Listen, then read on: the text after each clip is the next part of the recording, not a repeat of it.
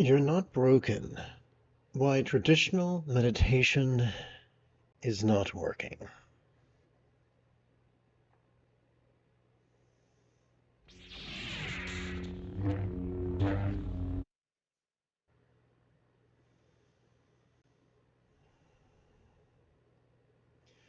Sturgeon's law reminds us that 90% of everything sucks, and that suckiness looks like Yang's religious patriarchy, even for the secular folk. When someone is stuck in Yang, when someone is stuck in patriarchy, they are rigid, fearful, superstitious, controlling, elitist, cryptic, competitive, and cruel, regardless of the shape of one's reproductive organs.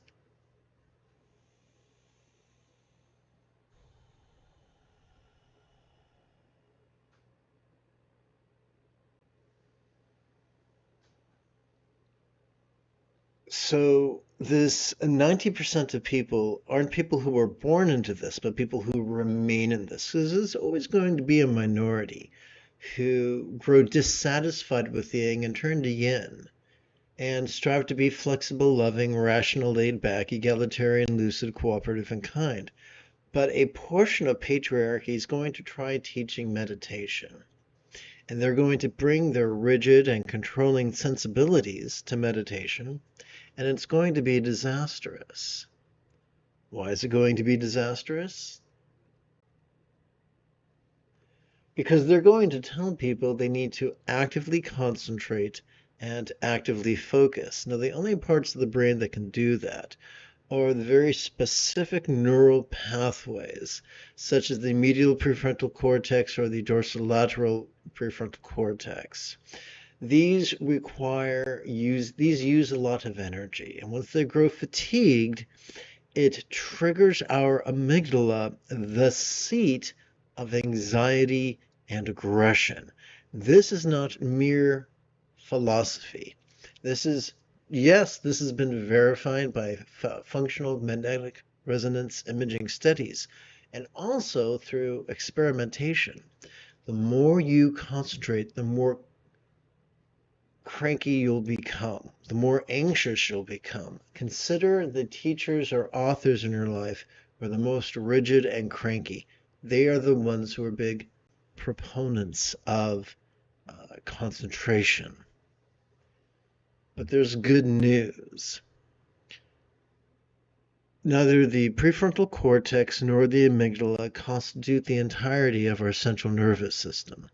We also have a sympathetic nervous system that is wired to help us to notice vulnerably, passively, viscerally, randomly, and fleetingly, which is the opposite of concentration. And we have a parasympathetic nervous system that's wired for physical relaxation as well as mental release.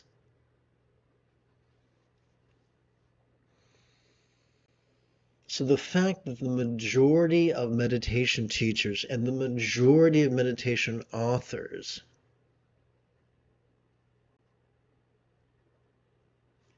are rigid, fearful, superstitious, controlling, elitist, cryptic, competitive, and cruel, that's not your fault. And this disposition of these authors and teachers is why for you, meditation has been like running face first into a brick wall. Now, it's even worse if you, like me, have ADHD and other forms of neurodivergence. So I would like to look at a second point now. If the first point was Yang's religious patriarchy,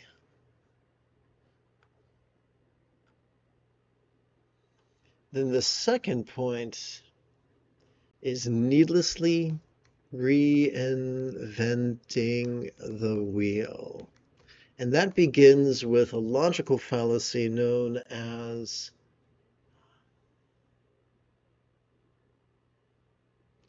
appeal to an absence of Evidence. And here's how it works. My name is Joe Blow, and I have a special need. That's a fact. Therefore, the only way I can meditate is fill in the blank. That's not a fact. That's just a guess. You might feel strongly about that guess, but it's just a guess. For instance, if I say, I don't know who built that house, therefore it must be aliens, the first part's a fact. I don't know who built that house. The second is not a fact, it's just a guess, an often unfounded guess. So when we, as people, folks with special needs, make a lifelong habit of jumping to wild, unfounded accusations, and then hold onto those accusations with white-knuckled intensity, we are dooming ourselves to squandering our time and energy inefficiently striving to reinvent the wheel. I'm not omniscient. I'm not the be-all, end-all. I'm not Wikipedia on 2 feet. But for I'm an old guy now.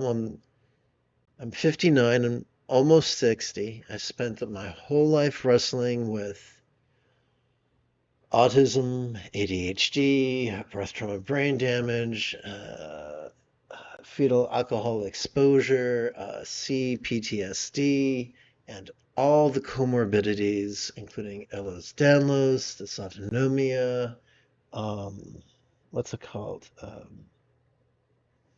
Epstein-Barr, encephalomyelitis, you name it. Shit ton of problems. I've spent my time and my energy reinventing the wheel, reverse engineering Buddhism, finding out how to practice the Buddha's authentic teachings, learning the hard way what were the authentic teachings and the inauthentic teachings.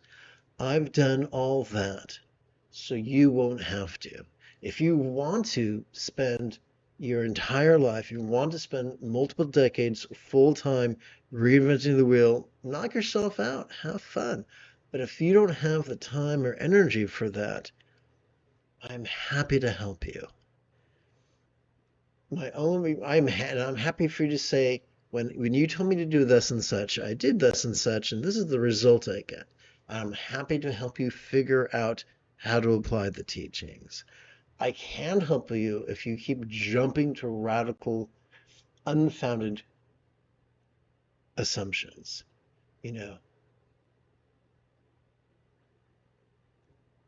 So if you're flexible, I can help you. If you are rigid, it's not that I won't help you, it's that I can't help you.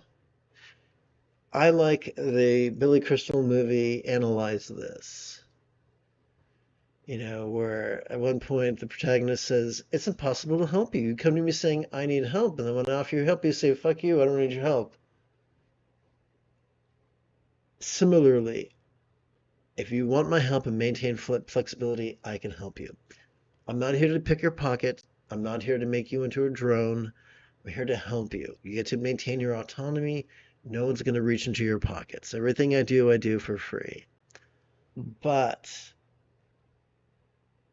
I don't have superhuman strength. I don't have the Jedi mind trick. I can't force you to pull your own head out of the warm, dark, smelly place you sometimes keep it. But if you sincerely want my help, I can help you. Not in the role of a cheerleader, not in the role of a yes man, but in the role as just an older brother who's been there, done that, and has already endured what you've endured, and through blind stinking luck has found stuff that actually works.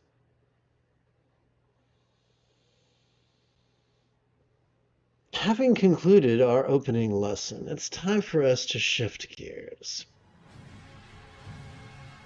It is Rey Skywalker's Sunday morning. Come, let us meditate like a Jedi after approximately 30 seconds of housekeeping. This is the Renegade Lama Jigme Gyatso of the Buddha Joy Meditation School. for more than 30 years. I have harnessed both my autistic special interests as well as my ADHD hyperfocus to spend about 8 hours a day, almost every day, studying, practicing, mastering, and reverse engineering the teachings and techniques of each school of meditation so that I could become your nerdy, neurodivergent guide to nirvana. Welcome, my friends, to Meditate Like a Jedi, which is made possible due to the generosity of viewers just like you. Now we can turn our attention to the latest iteration of very easy meditation practice text, or sadhana if you're nasty. Together let us relaxingly recite. Whatever comes, may all beings notice, relax, and flow. Whatever stays, may all beings notice, relax, and flow. Whatever goes, may all beings notice, relax, and flow.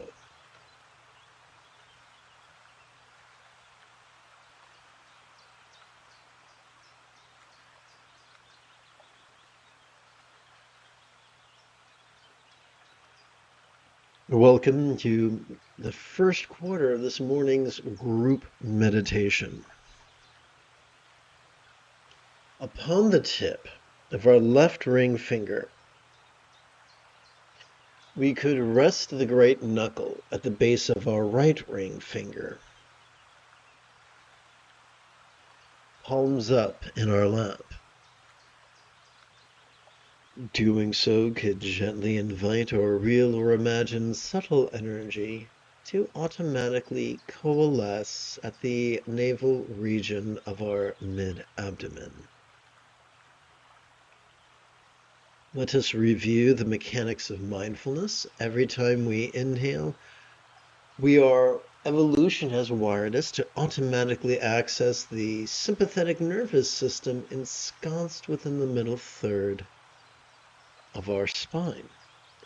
The sympathetic nervous system has evolved to help us to notice in a very special way, to help us to notice vulnerably, passively, viscerally, randomly, and fleetingly. What then are we to do with that which we notice? Why, we meditate, of course. You see, every time we exhale, thanks to evolution, we are wired to automatically access the parasympathetic nervous system, divided between the lower third as well as the upper third of the exact same spinal cord we mentioned a few moments ago. Our parasympathetic nervous system has evolved to support both physical relaxation as well as mental release. The question remains, what's the most efficient way we can cooperate with both our sympathetic and parasympathetic nervous systems? The answer is easy. We can silently and mentally recite the demonstrative pronoun this during each inhalation, and we can silently and mentally recite the one-syllable verb ease during each exhalation. Now, the moment you have a specific question about Buddhist meditation or Buddhist philosophy, do not hesitate to type your question in great detail in the chat window. I check for questions approximately once every 15 minutes or so.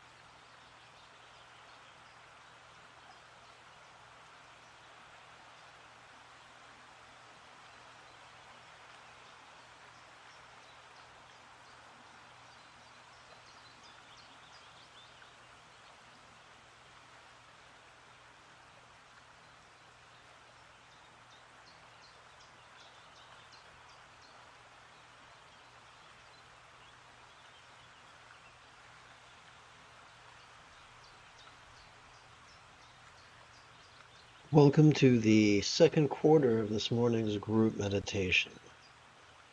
Upon the tip of our left index finger, we could rest the great knuckle at the base of our right index finger, palms up in our lap.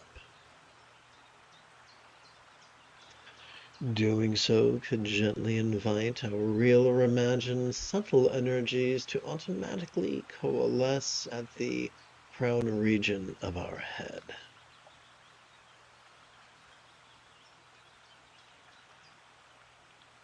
Every time we inhale, thanks to our sympathetic nervous system, we are wired to vulnerably, passively, viscerally, randomly, and fleetingly notice mind's antics of perception.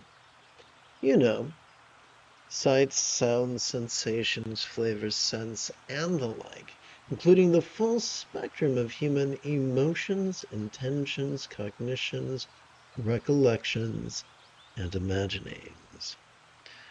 What are we to do with that which we notice? We meditate. You see, every time we exhale, thanks to our parasympathetic nervous system, we're wired to physically relax and mentally release. How does that work? Well, every time we inhale, we could silently and mentally recite the demonstrative pronoun this. And every time we exhale, we could silently and mentally recite the one-syllable verb, ease. The moment you have a specific question about Buddhist meditation or Buddhist philosophy, do not hesitate to type your question in great detail in the chat window. I check for questions approximately once every 15 minutes or so.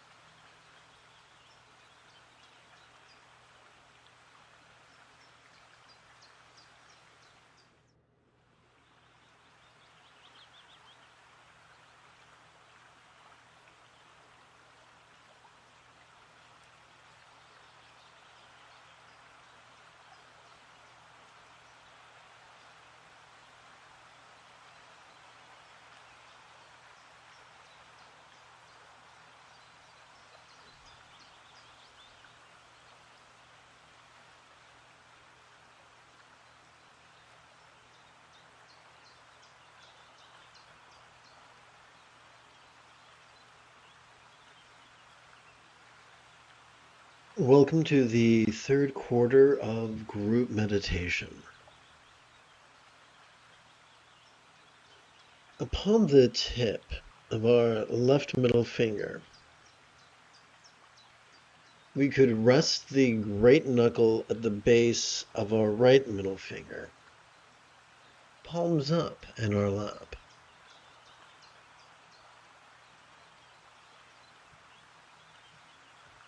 Doing so could gently invite our real or imagined subtle energies to automatically coalesce at the heart region of our chest. Let's review the mechanics of mindfulness. Every time we breathe in, thanks to our sympathetic nervous system, we are wired to vulnerably, passively, viscerally, randomly, and fleetingly notice all manner of phenomena. From the external to the internal, from the physical to the mental, from the pleasurable to the painful, from the interesting to the boring, from the glorious to the grotesque. What are we to do with all that which we have noticed? Well, we meditate. You see, during every exhalation, thanks to our parasympathetic nervous system, we are wired for both physical relaxation as well as mental release. That being the case, what is the most efficient way that we could cooperate with our sympathetic and parasympathetic nervous systems? Simple. All we gotta do is silently and mentally recite the demonstrative pronoun this during each inhalation, as well as silently and mentally recite the one-syllable verb ease during each exhalation. The moment you have a specific question about Buddhist philosophy or meditation, do not hesitate to type your question in great detail in the chat window. I check for questions approximately once every 15 minutes. And now, together as a team, let's practice.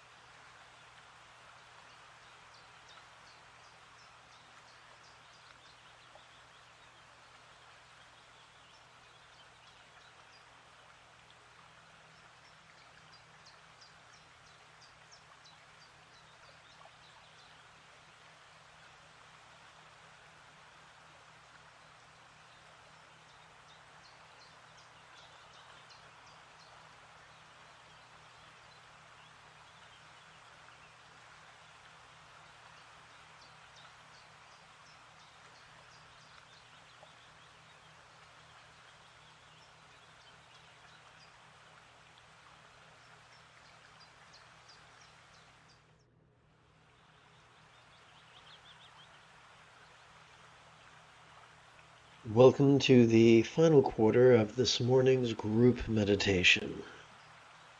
Upon the tip of our left ring finger, we could rest the great knuckle at the base of our right ring finger, palms up in our lap. Doing so could gently invite our real or imagined subtle energy to automatically coalesce at the navel region of our mid-abdomen.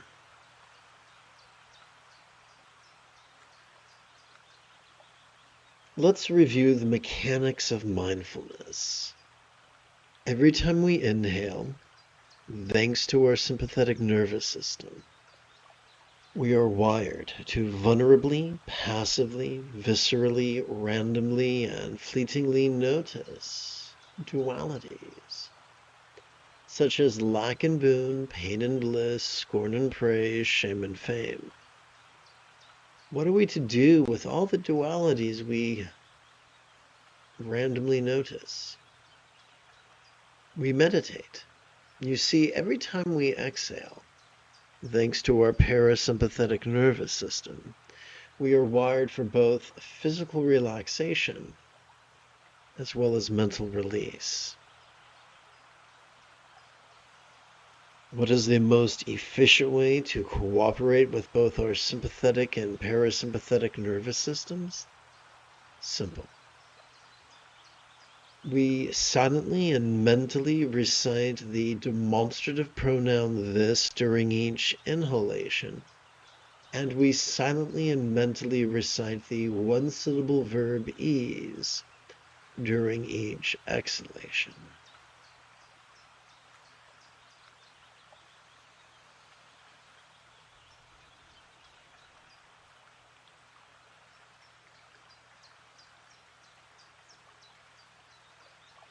Together, let us practice right now.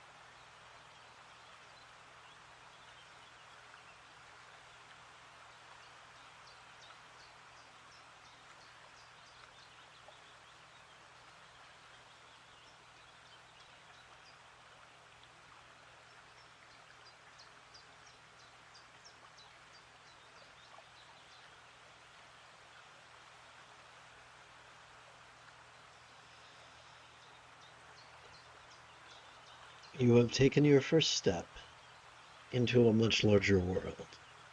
If you feel that I have earned it, you could give this live stream a thumbs up. You could even help support this channel. In approximately 9 3/4 hours, I would very much like to return to lead today's evening meditation class and group practice. And if you are as geeky as me, may the Force be with you always.